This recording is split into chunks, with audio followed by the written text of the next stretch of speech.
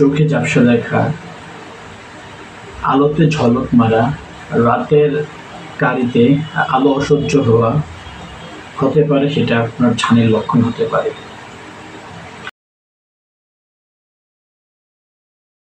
আজকে আমরা জানবো ছানিতে কেমন খরচ হয়, কত টাকা হলে আপনি ছানি অপারেশন করতে পারবেন। আমার অনেক রোগী আমাকে প্রশ্ন করে অনেক সময়, স্যার ছানিতে কত টাকা খরচ হতে পারে। তো আমি নর্মালি যেভাবে বলি যে এটা পুরোপুরি নির্ভর করে আপনার চোখের উপর বা আপনার আর্থিক অবস্থার উপর। ছানি মূলত হচ্ছে ম্যানুয়াল পদ্ধতিতে করা হয়, আধুনিক পদ্ধতিতেও করা হয়। তো আমরা নর্মালি হচ্ছে ফ্যাকোটাকে অ্যাডভাইস করে থাকি আর কি। তো ফ্যাকো পদ্ধতি মূলত শুরু হয় সর্বনিম্ন 15,000 টাকা থেকে শুরু করে এটা সর্বোচ্চ গিয়ে 2 লাখ টাকা, 2.5 লাখ টাকা পর্যন্ত হতে পারে। তো কেমন লেন্স দরকার, এটা একটা প্রশ্ন থাকে যে কেমন লেন্সটা পছন্দ করা দরকার। নর্মালি হচ্ছে 15,000 টাকা থেকে স্টার্ট করা হয় লেন্সের দামটা, অপারেশন সহ উইথ অপারেশন। তো আস্তে আস্তে গিয়ে ভাই আপনি যদি একটু উন্নত লেন্সের দিকে যান তাহলে 40, 50, 60, 70, 80 যেতে হবে। তবে অনেকে আবার চায় যে আরো ভালো কিছু করার জন্য, সেক্ষেত্রে হচ্ছে toric lens, multifocal lens choose করতে পারে। সেক্ষেত্রে এগুলোর প্রাইস 1 থেকে 2 লাখ টাকার মধ্যে চলে যায় আর কি। তো আসলে হচ্ছে অনেকের চোখ তো একই জিনিস চায় না, কেউ চায় হচ্ছে যেন এই লেন্সের মাধ্যমে দূরে কাছে দুইটাই ভালো দেখে, অনেকে চায় শুধু দূরে দেখলে ভালো হবে। তো নর্মালি আমাদের বাংলাদেশে হচ্ছে ওই শুধু দূরেরটাই খুব বেশি করা হয় আর কি, কারণ টাকার অ্যামাউন্ট একটু বেশি লাগে এই জন্য। তো আর্থিক অবস্থা ভালো থাকলে আমি অ্যাডভাইস করবো হচ্ছে মাল্টিফোকাল অথবা টরিক করার জন্য। আপনি দূরের কাছে অবশ্যই ভালো দেখবে।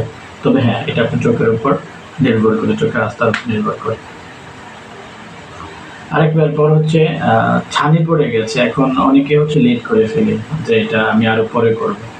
কিন্তু একটা ব্যাপার হচ্ছে ছানিটা যত দেরি হবে তত এই ছানিটা পেকে যাবে। তো ছানিটা পেকে গেলে এটা শক্ত হয়ে যাবে, অপারেশন করার সময় এটা অনেক কষ্ট হবে। তো যত অল্প থাকে ছানি যখন ধরা খায় তখন এটা অপারেশন করে নেওয়া উচিত। তো চেষ্টা করবেন যেন আধুনিক কোনো প্রতিষ্ঠানে ভালো কোনো সার্জনের মাধ্যমে করানোর জন্য। তবে ছানিতে খুব বেশি জাহামরি কষ্ট তা না, একটা আল্লাহ প্রদত্ত, যে সহজভাবে যদি বোঝাতে চেষ্টা করি, আল্লাহ প্রদত্ত যে একটা লেন্স দেয়া আছে যেটা দিয়ে দেখছি, ওটা যখন ঘোলা হয়ে যায় অথবা গ্রাম্য ভাষা পর্দা বলে, তাই যে যাই বলে বোঝার স্বার্থে বলছি, এই আল্লাহ প্রদত্ত লেন্সটাকে, ঘোলা লেন্সটাকে সরিয়ে একটা কৃত্রিম লেন্স বসিয়ে দেওয়া হয়। ব্যাস, এটাতে ইনশাআল্লাহ পেশেন্ট ভালো দেখে, যদি আল্লাহ পাক চায় ভালো। তো আরেকটা ব্যাপার হচ্ছে অনেকে বলে এটা কি পার্মানেন্ট কিনা বা এটা এক্সপায়ার ডেট কবে। আসলে কন্ট্যাক্ট লেন্স এক্সপায়ার ডেট থাকে, কিন্তু এগুলোতে নর্মালি অপারেশন করার পরে পেশেন্টরা ভালোই দেখে, এটা এক্সপায়ার হওয়ার সম্ভাবনা।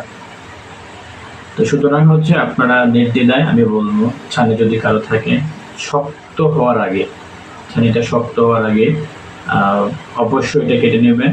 আর বাজেট যদি ভালো থাকে তাহলে চেষ্টা করবেন মাল্টিফোকাল এবং টরিক লেন্সগুলো নেওয়ার জন্য।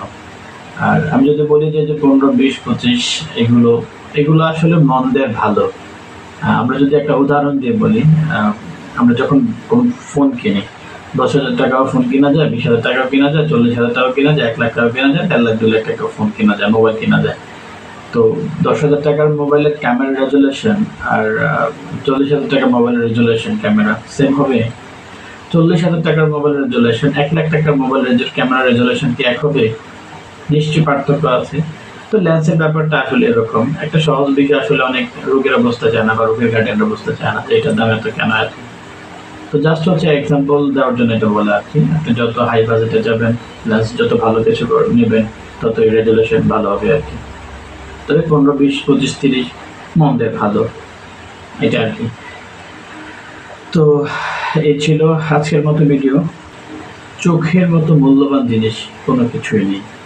মোবাইল বদলান প্রতি বছর, কিন্তু চোখের যত্নের জন্য 20 বছর আপনার সময় হয় না। যাই হোক, অপারেশন রিলেটেড অথবা লেন্স রিলেটেড যদি কোনো পরামর্শ প্রয়োজন হয়, ফ্রি কথা বলতে পারবেন আমাদের সাথে, আমাদের টিমের সাথে। ডেসক্রিপশনে নাম্বার দেওয়া আছে, আমাদের হসপিটালে এসেও সরাসরি কথা বলতে পারবেন। ডিসপ্লেতে দেওয়া আছে ডিটেলস এবং ডেসক্রিপশনে দেওয়া আছে। ভালো থাকবেন, সুস্থ থাকবেন। দেখা হবে নতুন কোনো ভিডিওতে। যদি ভিডিওটা আপনার কাছে মনে হয় আসলে উপকৃত, তাহলে আপনার বন্ধু বান্ধবের কাছে শেয়ার করবেন, আশেপাশে শেয়ার করে দেবেন। ভালো থাকবেন। আসসালামু আলাইকুম ওয়া রাহমাতুল্লাহি ওয়া বারাকাতুহু।